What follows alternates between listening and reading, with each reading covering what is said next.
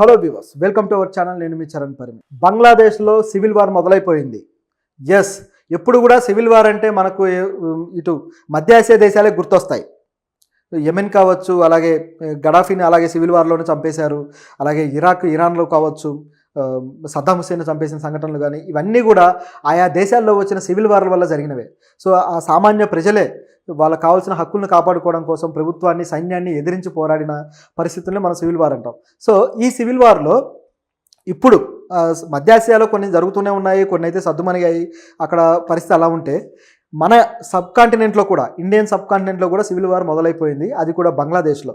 గత కొద్ది రోజుల క్రితం మనం ఒక విషయాన్ని మాట్లాడుకున్నాం. అదేంటంటే బంగ్లాదేశ్లో అల్లర్లు.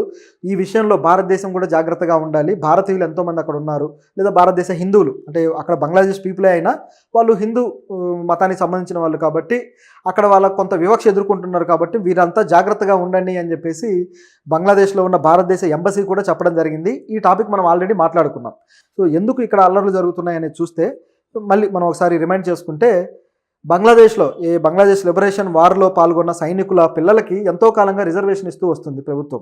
అయితే ఈ రిజర్వేషన్ ఇంకా ఆపేయండి, ఎంతకాలం ఇస్తారు అని చెప్పేసి బంగ్లాదేశ్లో ఉన్న నిరుద్యోగ యువత, యూనివర్సిటీల విద్యార్థులు, ఢాకా యూనివర్సిటీ విద్యార్థులు దీన్ని మొదలుపెట్టారు. సో ఒక ఉద్యమం రూపంలో ఇది చిలికి గాలివానలాగా చాలా పెద్దగా అయిపోయి అనేక మంది విద్యార్థులు చనిపోయిన సంఘటన ఉంది. గత వారానికైతే దాదాపు 100 మంది చనిపోయారు. ఇప్పుడైతే 250 చిల్లర చనిపోయిన వాళ్ళు తేలారు. ఇంకా ఈ అల్లర్లు జరుగుతూనే ఉన్నాయి ప్రస్తుతానికి కూడా. అయితే దీంట్లో అతిపెద్ద సంఘటన ఏంటంటే, ఈ అల్లర్ల కారణంగా బంగ్లాదేశ్ ప్రధానమంత్రి షేక్ హసీనా గారు రాజీనామా చేసి పారిపోయారు. సో పాకిస్తాన్లో ఎలాగైతే ఇలాంటివి జరుగుతూ ఉంటాయో అదే పద్ధతిలో బంగ్లాదేశ్లో జరిగింది. సో బంగ్లాదేశ్ని పాకిస్తాన్ సోదర దేశం అని కూడా అంటుంటాం. నిజానికి బంగ్లాదేశ్కి ఇండియాకి మంచి సంబంధాలు ఉన్నాయి. అది ఇండియాలోని భాగమే అని గత చరిత్రలో అందరికీ తెలిసిందే. అయితే ఇప్పుడు మరి ఆ దేశంలో పాకిస్తాన్ తరహా లక్షణాలు కనపడడానికి కారణం ఏంటి? ఎందుకు ఈ విధంగా తయారైంది? దీని వెనక ఎవరున్నారు అనే ప్రశ్నలు అయితే బయలుదేరాయి. షేక్ హసీనా గారు అయితే ఈ మొత్తం ఉద్యమం జరిగి మొత్తం విద్యార్థులంతా రోడ్ల మీదకి వచ్చి ఒకరినొకరు దాడులు చేసుకోవడము, ఇట్లా ప్రభుత్వ ఆఫీసుల్లోకి వచ్చి దాడులు చేయడము, చివరికి ప్రధానమంత్రి ఆఫీసులోకి వచ్చి కూడా దాడులు చేసేసరికి వీళ్ళందరినీ ఆవిడ టెర్రరిస్టులు అనేశారు. అంటే ఆవిడ అన్నదే అలా కొంచెం మిస్ఇంటర్ప్రిటేషన్ జరిగింది. సో ఆవిడ ఏమన్నారంటే, దాడులు చేసే వాళ్ళంతా తీవ్రవాదులు, వాళ్ళు విద్యార్థులు కాదు అన్నారు. సో దాంతో విద్యార్థులను తీవ్రవాదులు అన్నట్లుగా కన్వే అయిపోయింది మ్యాటరు. దాంతో వాళ్ళకి ఇంకా తిక్కరేగింది. సో ఆవిడ ఆఫీస్లో కూడా దాడి చేసేసరికి ఆవిడ ఇక ఎలా దీన్ని తిప్పికొట్టాలో అర్థం కాక ఆవిడ పారిపోయారు. అప్పటికే కొన్ని నిబంధనలు కూడా పెట్టారు. ఆ 4G ఇంటర్నెట్ను ఆ ప్రాంతాల్లో బ్యాన్ చేయడం కావచ్చు, ఆ ఢాకాలో కావచ్చు, ఇట్లా. అలాగే భారతదేశం మీద కూడా కొద్దిగా భారతీయుల మీదకి ఇది టర్న్ అయింది. సో భారతీయుల మీదకి ఏం జరిగిందంటే, ఢాకాలో ఉన్న ఒక కాళికామాత ఆలయానికి సంబంధించిన ఒక పూజారిని, అలాగే కొంతమంది వ్యక్తుల్ని, భారతీయుల్ని వీళ్ళు దాడి చేసి చంపేశారు.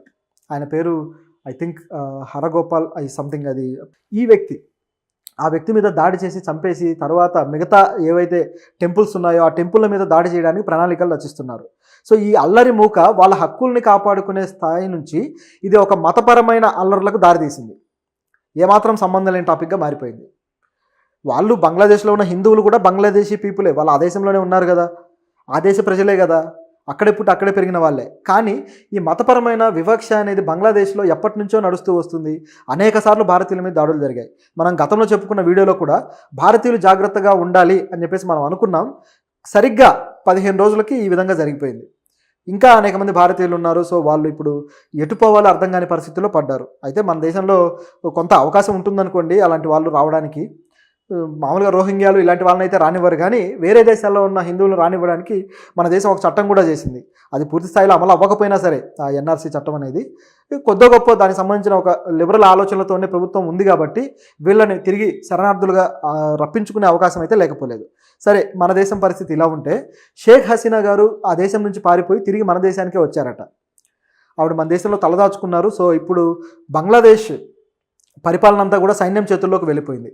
ఎలాగైతే పాకిస్తాన్లో గతంలో ఇట్లాగే ప్రధానమంత్రిని అరెస్ట్ చేసి తర్వాత ముషారఫ్ సైన్యం చేతుల్లోకి తీసుకున్నాడో, ఆ తర్వాత మళ్ళీ గతంలో కూడా మొన్న జరిగిన దాంట్లో కూడా ఇమ్రాన్ ఖాన్ని అరెస్ట్ చేసి జైల్లో పెట్టి తర్వాత సైన్యం ప్రాతినిధ్యంతోనే ప్రభుత్వం నడిపిస్తూ ఉన్నారో ఒక డమ్మీని పెట్టి.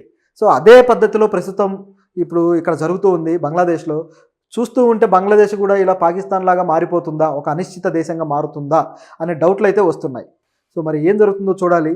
సో ఎందుకు ఇక్కడ అల్లర్లు జరుగుతున్నాయి అనేది చూస్తే మళ్ళీ మనం ఒకసారి రిమైండ్ చేసుకుంటే, ఈ బంగ్లాదేశ్ లిబరేషన్ వార్లో పాల్గొన్న సైనికుల పిల్లలకి ఎంతో కాలంగా రిజర్వేషన్ ఇస్తూ వస్తుంది ప్రభుత్వం. అయితే ఈ రిజర్వేషన్ ఇంకా ఆపేయండి, ఎంతకాలం ఇస్తారు అని చెప్పేసి బంగ్లాదేశ్లో ఉన్న నిరుద్యోగ యువత, యూనివర్సిటీల విద్యార్థులు, ఢాకా యూనివర్సిటీ విద్యార్థులు దీన్ని మొదలుపెట్టారు.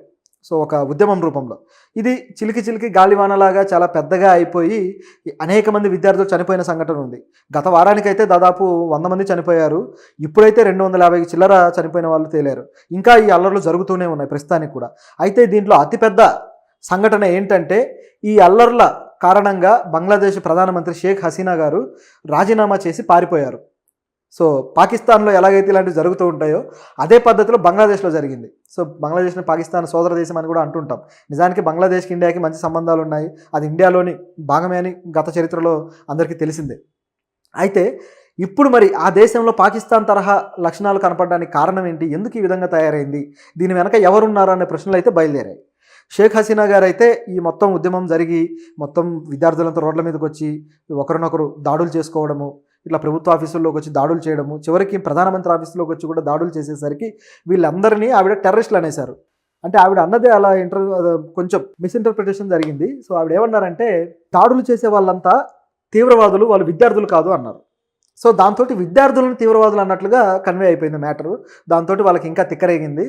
సో ఆవిడ ఆఫీస్లోకి కూడా దాడి చేసేసరికి ఆవిడ ఇక ఎలా దీన్ని తిప్పికొట్టాలో అర్థం కాక ఆవిడ పారిపోయారు. అప్పటికే కొన్ని నిబంధనలు కూడా పెట్టారు. ఆ 4G ఇంటర్నెట్ను ఆ ప్రాంతాల్లో బ్యాన్ చేయడం కావచ్చు, ఆ ఢాకాలో కావచ్చు. ఇట్లా నిజానికి బంగ్లాదేశ్ ప్రధాని చేసిన తప్పేంటంటే ఆవిడ వాళ్ళు రిజర్వేషన్లు అడిగిన తర్వాత ఎప్పుడైతే ఒక 10 మరణాల దాకా చోటు చేసుకున్నాయో అప్పుడే ఆవిడ డిసైడ్ అయ్యి వెంటనే వాళ్ళ రిజర్వేషన్ను తగ్గించేసి ఉంటే బాగుండేది.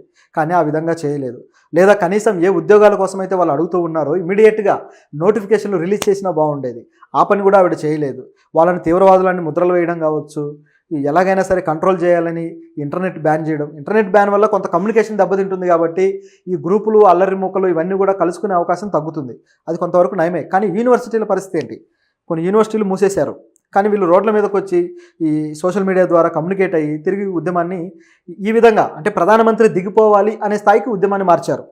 నిజానికి ప్రధానమంత్రి మీద వాళ్ళు దిగిపోవాలనే ఆలోచన మొదట్లో లేదు. కానీ ఇది చిలికి చిలికి గాలివాన్లాగా అయినట్టుగా ప్రధానమంత్రి దిగిపోవాలి అనే పరిస్థితికి వాళ్ళు తీసుకొచ్చారనమాట. ఇప్పుడు ఆవిడ దిగిపోయారు. మరి దీని వెనక నిజంగా సైన్యం ఏదన్నా పనిచేస్తుందా, సైన్యం హస్తం ఏమన్నా ఉందా అన్న డౌట్ కూడా ఉంది. ఎందుకంటే ఇలాంటి అవకాశం దొరికినప్పుడే కదా సైన్యం ఇమీడియట్గా సైన్యాధ్యక్షుడు ఎవరో దీంట్లో ప్రధానమంత్రి అవకాశం దొరికించుకుంటాడు. సో అలా ఉందేమో అని కనిపిస్తూ ఉంది. మరి వాస్తవం ఏంటో తెలియాలి. అయితే ఈ విషయంలో భారతదేశం ఏం చేయబోతుంది? ఎందుకంటే హసీనా గారు పారిపోయి భారతదేశానికే వచ్చారు. సో ఇప్పుడు ఆవిడ రక్షణ కూడా భారతదేశమే తీసుకుంటుంది. కాకపోతే ఇప్పుడు ఆవిడ ప్రధానమంత్రి కాదు, ఎందుకంటే రాజీనామా చేసి వచ్చారు కాబట్టి మాజీ ప్రధాని. సో ఆవిడకి ఏ విధమైన రక్షణ కల్పిస్తారనేది ఒక చర్చ అయితే